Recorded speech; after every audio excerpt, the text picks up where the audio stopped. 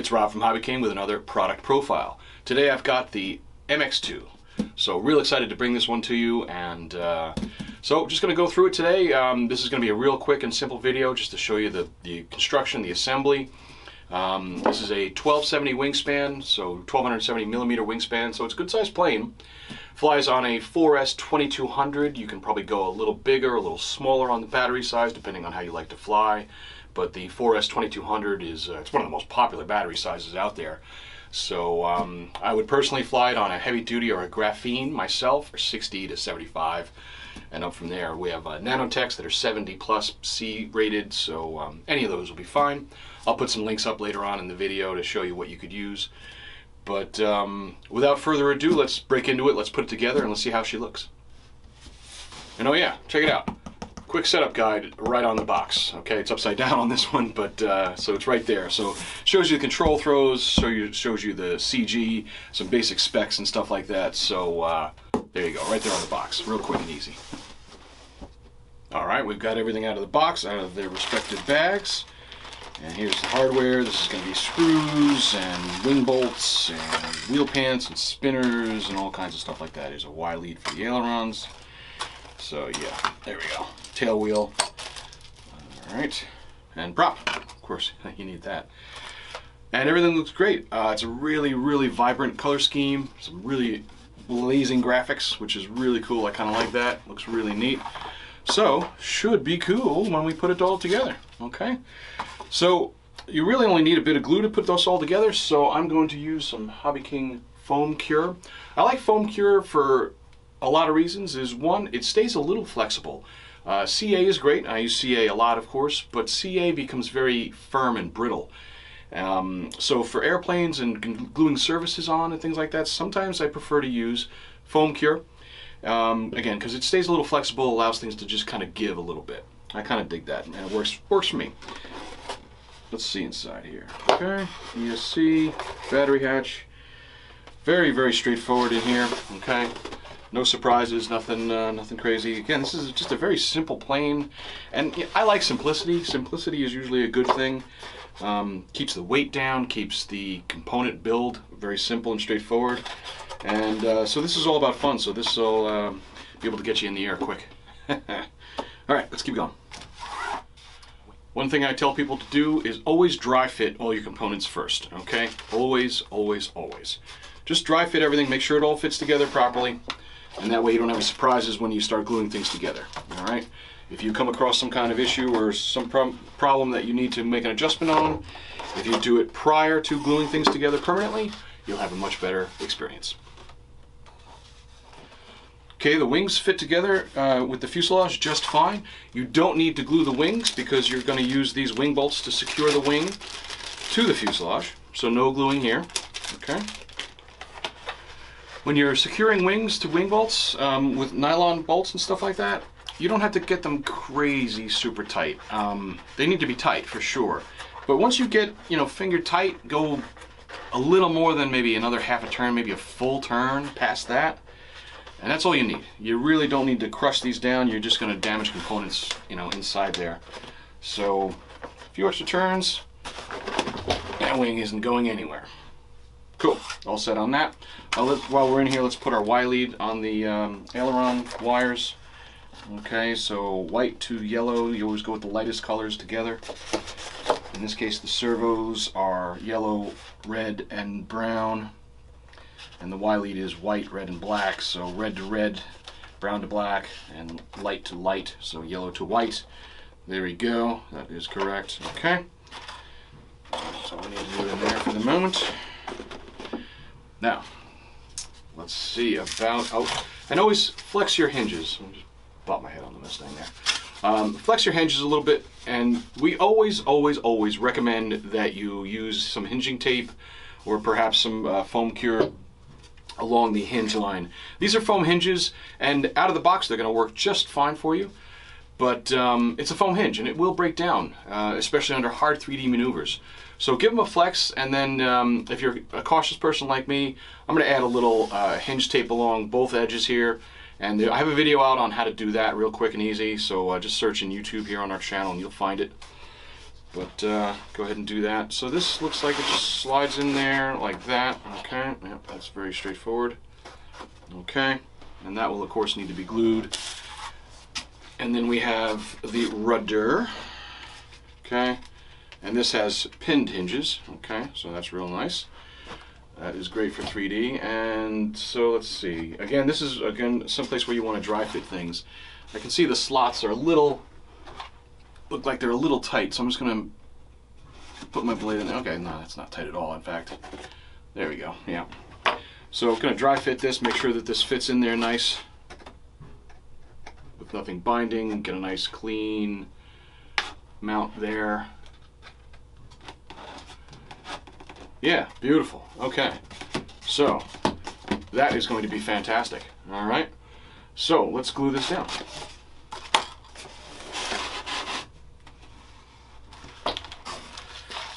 And when it comes to foam cure, which is a contact adhesive, what you typically want to do is use glue on both surfaces a little bit, get like a sheen of glue on both sides of what you're gluing to, and then do the thing where you kind of just move it around a little bit. So I'll show you what that means. You just basically want to get the foam cure to be tacky, or, you know, again, any kind of adhesive, contact adhesive. So I just get a nice good bit of glue here, and I just basically coat the surface. You don't need to use a lot, but you need to use enough, and you'll get a feel for what's enough as you get more experience with using this stuff.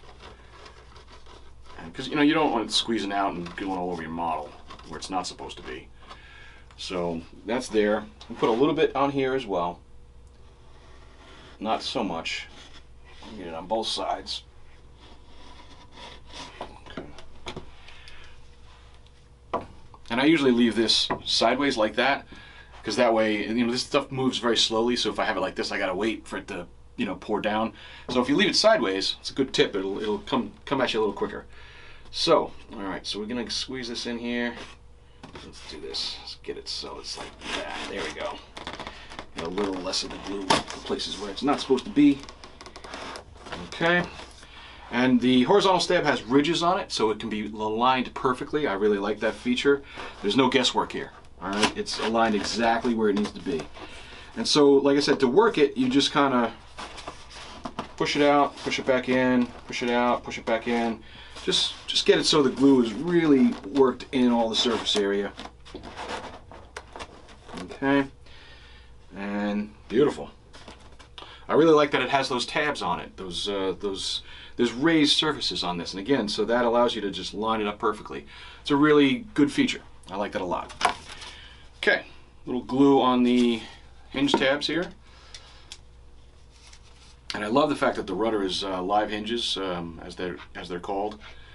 So I'm just putting a little bit of glue on the edge, because when you push it in, obviously that glue will push back and get across the whole surface. So just a good blob here on here, and that'll be all you need. Okay, I'm going to do the same thing. Excuse me. And do the same thing here. I'm going to get it in each slot. Get in there, get in that one. There we go. Okay, just work it a little bit. Just work it a little bit. In and out, in and out, in and out.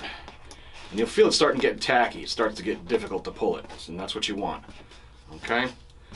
And the other thing I like about foam tack is that if you get some on a surface or someplace, like if you get some on the hinges, you can just peel it off. It'll just come right off. CA is going to work its way into that hinge. It's going to be really difficult to work with. So this stuff, if you get some in a place where it's not supposed to be, you can just peel it off. It'll be fine. So, well, I really like that rudder movement. Really smooth, really nice, and it's already a great looking model. Really, really happy with it. Next thing you do is there's a small white piece of foam that you get. You'll see you have to just cut off a piece to make it fit, but it's going to go in the rear of the tail section there, and so I'm just going to apply a bit of glue, and you can fit this in after you do all this, which is perfectly fine. Okay, and so this goes right in here. It goes in this gap.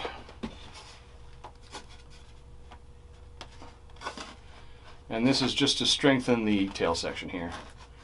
Just like that. Okay. And again, with foam cure, you can always remove a little bit of glue if you get some extra. So, right there. So just make sure this is lined up nicely. Perfect. There we go. Okay, so if you're wondering what that little white piece of foam is, that's what it's for. Okay.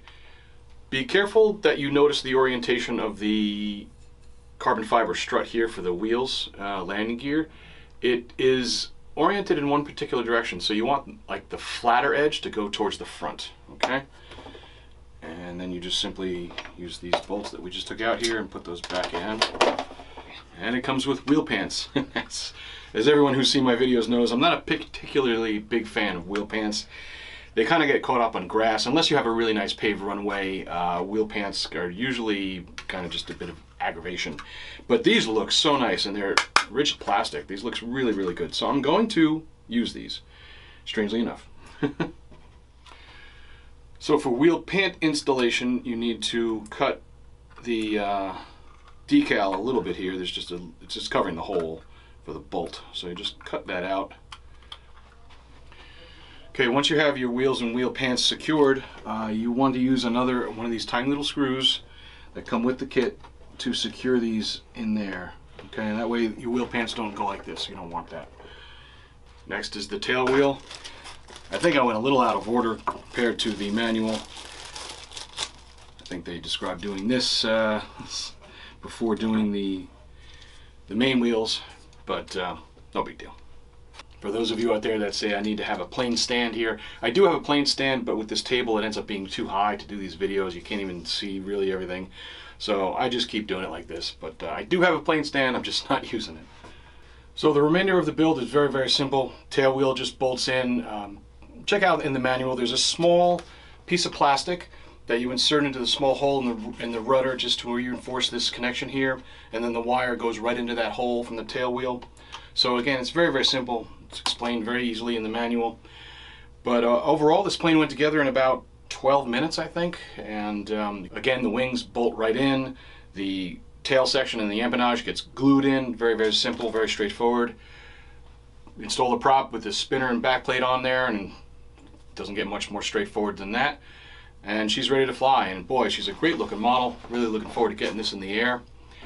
So if you have any questions or concerns about the build or any other HobbyKing product, you can certainly hit me up in the comments right here on YouTube. I try to answer these personally. I check them daily. So go ahead and ask questions here. We also have our live chat and support ticket system through email. So there are many different ways to get in touch with us if you have any concerns, questions, compliments, complaints, whatever. We're also on all social media, Facebook, Instagram, Twitter, and now TikTok as well. So really looking forward to getting this in the air. If you've got one, let us know how you like it and what you think of it, and get some videos up there. There's a flight review video of this with Michael Wargo himself, so check that out. It's really awesome. I'll put a link up to that. And of course, like and subscribe here on YouTube. We'd love to have you here with us.